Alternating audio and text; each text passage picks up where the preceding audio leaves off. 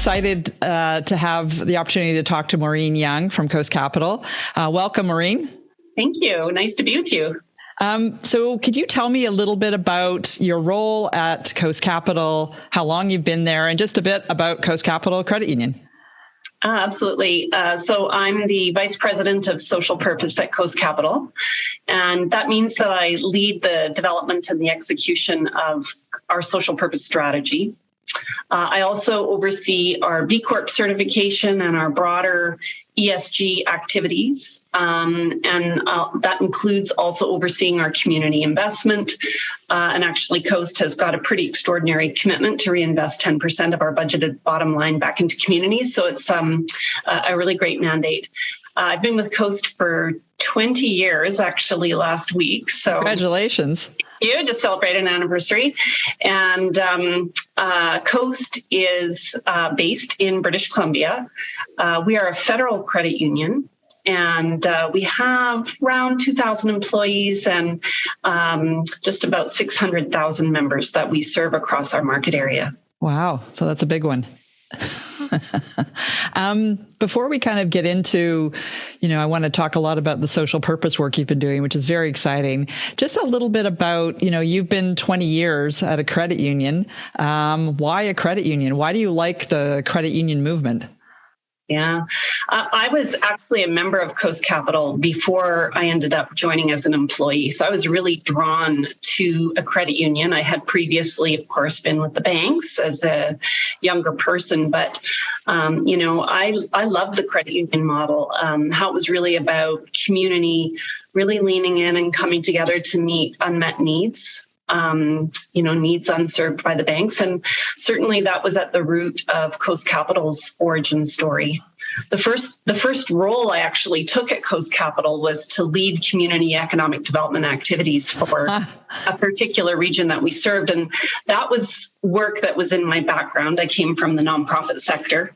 And I was so intrigued that a financial institution would take on that kind of role in the community. So, since then I've had the opportunity to grow an amazing career and eventually leading the community investment and sustainability portfolios and now taking on the social purpose mandate. Well, that's exciting. So you do have an interesting title.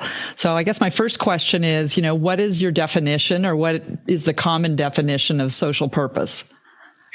Yeah, so a social purpose business, if I borrow the language of the United Way's Social Purpose Institute, is a business whose enduring reason for being is to create a better world. Okay. So social purpose companies have a stated purpose that creates value for society rather than solely for their shareholders or customers.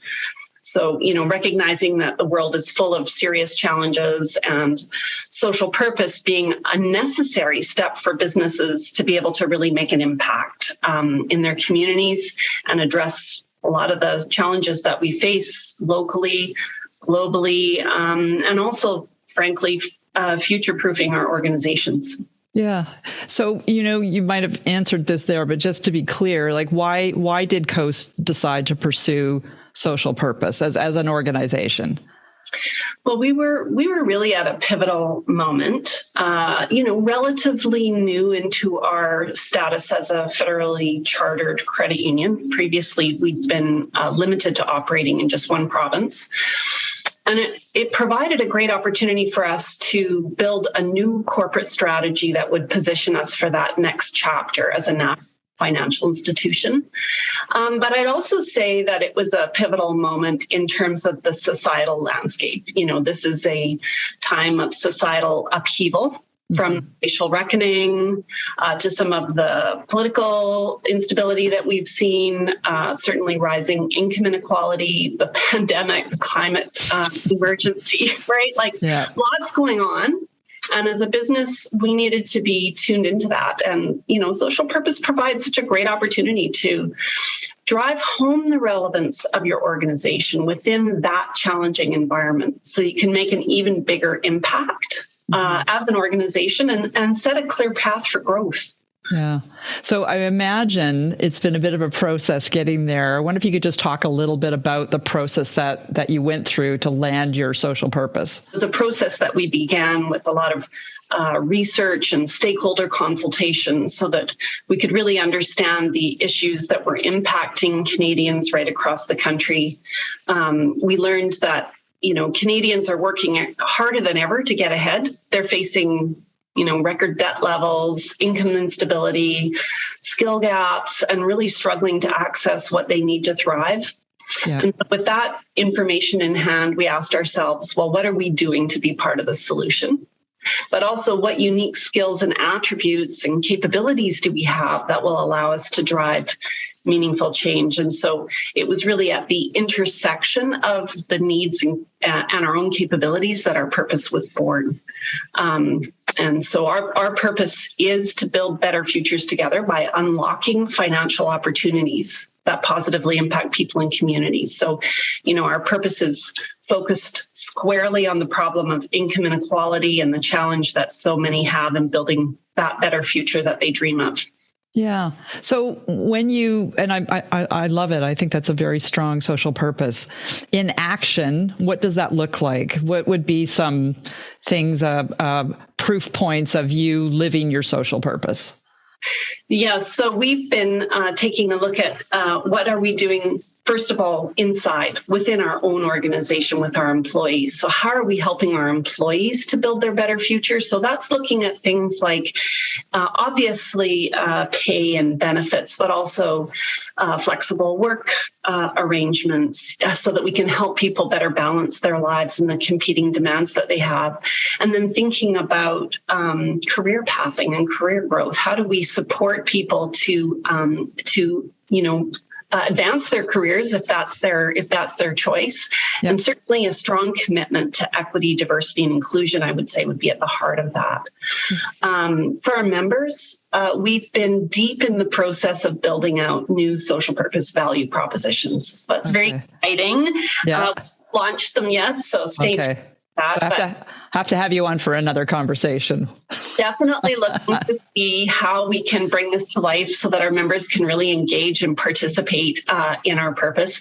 And then in community, some phenomenal opportunities for us to partner with organizations who are doing incredible work. In fact, just recently was seeing a panel of one of our partners who is working with newcomer women who are facing a barrier to advance their incomes here in Canada because their credentials aren't recognized. So we're supporting a program that is helping them to re-credential and fulfill the potential that they have, and certainly to really lean into the great training that they had in their home countries. So so this is some smattering of the things.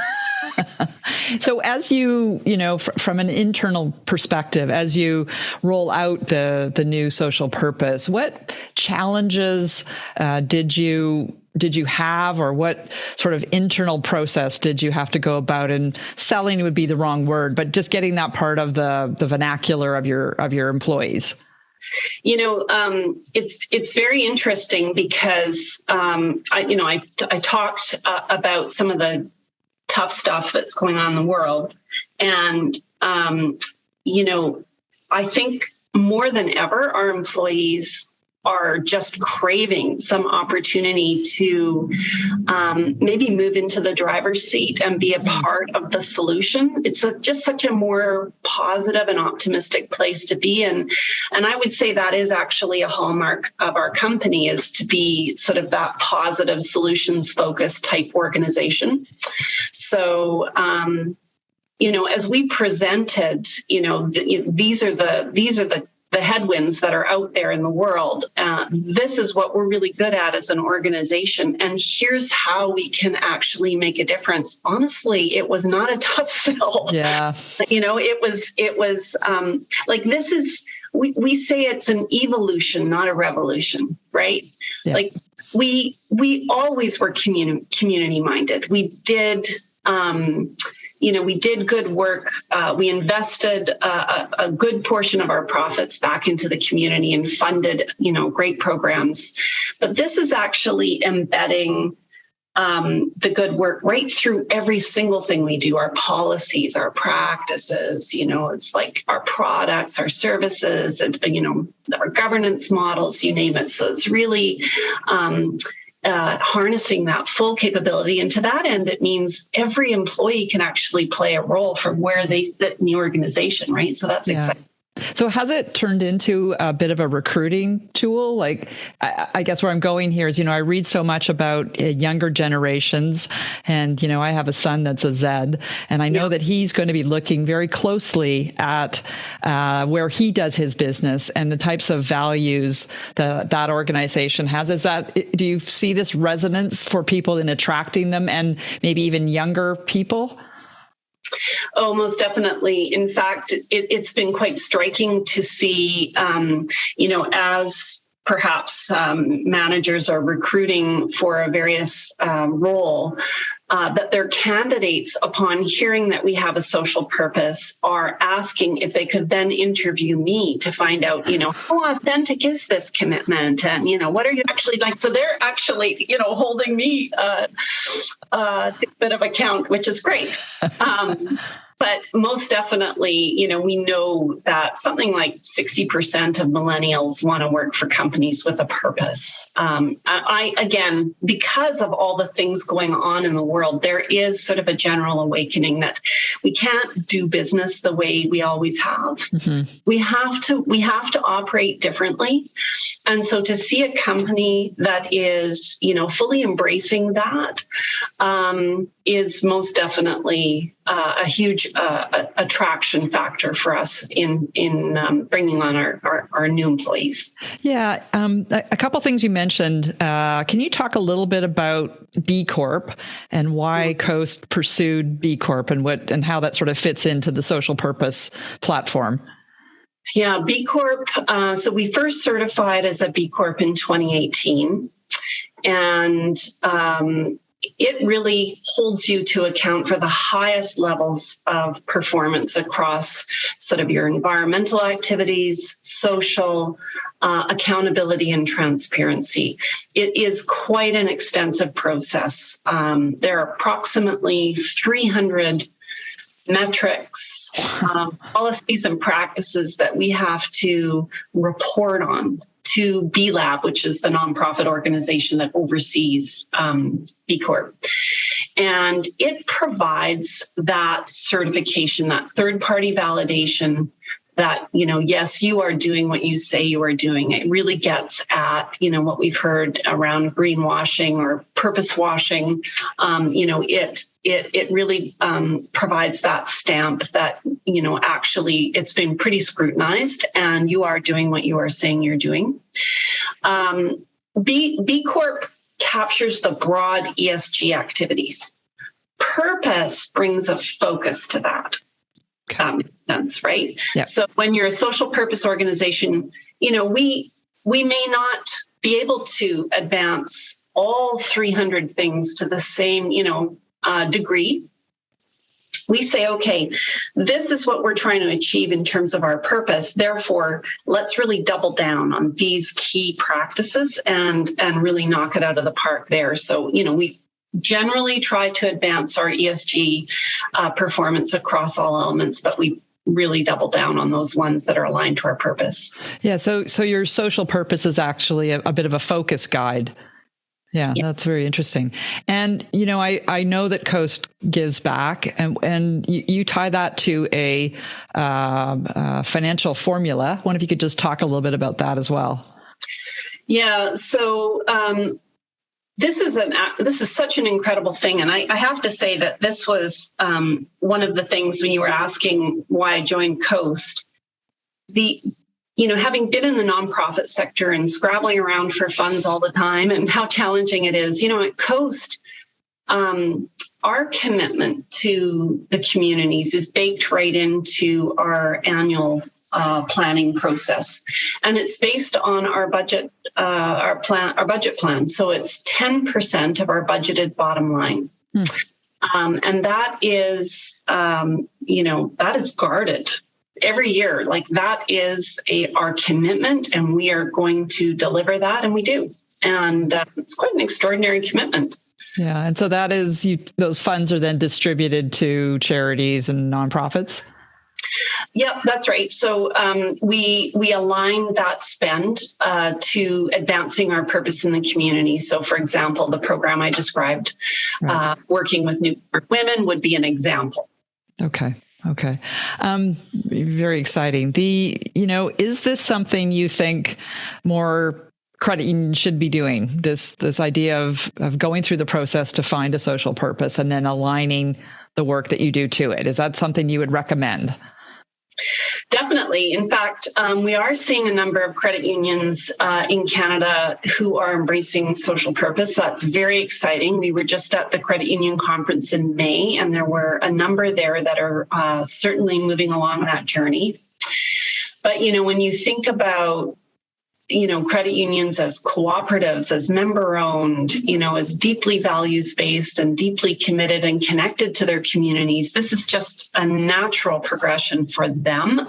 They can easily and authentically move into that space, which I think does provide a huge point of differentiation that potentially the banks could never really be able to achieve. Yeah. And when you look at the time commitment, sort of time resources, you don't have to tell me how much, but, what kind of time to do it authentically and properly, how much time should an organization devote to this? Well, it is a journey. You can't rush it. And there's a lot of foundational steps where purpose has to show up. Like you have to create your purpose statement. You need to build purpose into your values. You've got to consult with your stakeholders, internal and external. So we've got to create a social purpose policy and all the different places where, if it's not showing up there, then you're not going to be able to execute. That does take time. So, for us, we're about 2 years in. Okay. And we're just about ready to start launching some member value propositions aligned to purpose. So wow. It's not a quick fix. And I think that also speaks to that authenticity piece, right? Like it's got to be very solid. Really show as a deep commitment throughout the organization, or else you're just not going to be successful. Yeah. No, it's awesome. I think the work you're doing, it sounds very authentic, sounds very much within the Coast culture. So congratulations. And also congratulations on 20 years. You should be very proud of that. As a leader, a broader question here around what do you think are the attributes that have helped you kind of advance on your leadership journey? Mm-hmm. Well, I would say having a vision. I think that has been key to my journey at Coast and to being able to bring others along. I think inspiring your team and beyond your team across the organization towards a vision that others can get behind is important. I am definitely very passionate. It shows. A bit of a dose of courage too to hold that vision through times of great change. I think another piece for me would be empathy, because you really can't solve for problems if you can't see those problems from other points of view or perspectives.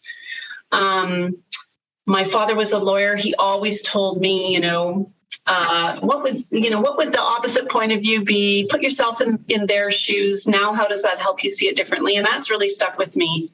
And then I've said it a number of times in our conversation today, but authenticity. I think you have to bring your whole self to work. You need to be you. You need to make room for others. You have to have that integrity, and that's what builds trust. And ultimately, that is what help people to, feel like they want to get behind the vision that you're painting. Yeah. Those are great. So this is the sort of end of the formal part. I do have a couple of fun questions for you. Are you game? All right. So I have, I've written these, they're golden. So I've actually, we're in financial services. So I put them in a little vault here. So here's our vault. And I think I remember the code. It's a very simple one. Oh, there it's open. So I'm going to open the vault. and pull out these crazy questions here. All right. Are you ready? Yeah. Okay. Do you eat food that is past the expiration date if it smells and looks fine? Yeah, no problem. Absolutely. That was awfully quick. All right. I have an opinion about that. I think the best before date is. Okay. I'm not sure I want to have dinner at your house, but anyways, what would your pet say? And I know you have a dog. Yeah. If we asked them for a reference about you.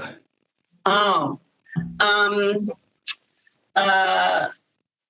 they would. I think she would say that she would like a reference about me, though. Definitely committed. But maybe a bit too much business on the walk and not enough fun. All right.